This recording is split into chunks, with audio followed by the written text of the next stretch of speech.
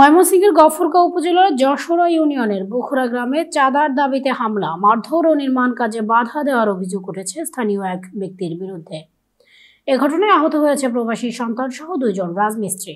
জানা যায়, প্রবাসী নজরুল ইসলাম প্রায় 6 মাস আগে দেশে ফিরে তার 3 তলা ফাউন্ডেশনের ঘর নির্মাণের কাজ শুরু করেন। এ সময় স্থানীয় হাবিবুর রহমান চাঁদা দাবি করে এবং তার সহযোগীদের নিয়ে কাজ বন্ধ করে দেন। নজরুল ইসলাম বর্তমানে প্রবাসে অবস্থান করছেন।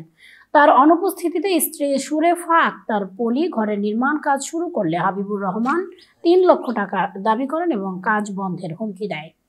20 এপ্রিল রবিবার দুপুর 2টা 30 মিনিটে নির্মাণাধীন ঘরের ইটের গাঁথনির কাজ চলাকালে হাবিবুর রহমান, তার ছেলে নওশাদ, স্ত্রী নাসিমা খাতুন, মাজহারুল ইসলাম সহ একদল লোক এসে কাজ বন্ধ করে দেয়। চাঁদা দিতে অস্বীকৃতি জানালে পলির ছেলে শুভকে লোহার রড দিয়ে আঘাত করে মারাত্মকভাবে আহত করা হয়। তাকে বাঁচাতে গেলে রাজমিস্ত্রি জোনায়েদ ও মোস্তাকিনও হামলার শিকার হন। পরে স্থানীয়রা তাদের উদ্ধার করে গফরগাঁও উপজেলা স্বাস্থ্য কমপ্লেক্সে ভর্তি করেন। ঘটনার পর সুরেফা আক্তার পলি গফরগাঁও থানায় লিখিত অভিযোগ দায়ের করেছে। লাস্ট টাইমে আসছে 2 দল মারামারি করতেছে, এদেরকে এদিকে নিয়েছে, এদেরকে এদিকে উল্টাপাল্টা মারপিট হয়েছিল। তাদের দুজনকে আমি ফিরাইয়া জিনিসটা থামায় রাখার চেষ্টা করছিলাম। তারপর লাস্টে জিনিসটা থেমে গেছে।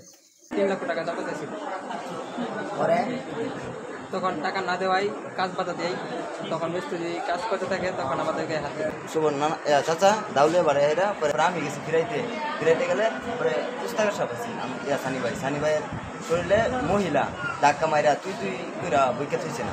তারপরে এই ফিরছে পরের পিঠের মধ্যে আরেকটু ঝগড়া হয়েছে। ঝগড়া হওয়ার পরে তারাই দাউলে বাড়ি এসে যখন আমি ফিরাইতে যাই তখনই তারা আমার কোম্পানি ইট মিল লাগাইছে।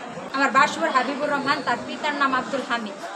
ওই সময় আমি 50,000 টাকা চাঁদা দিচ্ছি, আবার 3 লাখ টাকা চাঁদাবাদ খাইতেছে, দেই নেই বলে আমার ছেলের, আমার রাজমিস্ত্রি সব আহত হচ্ছে। আমি বিচার চাই।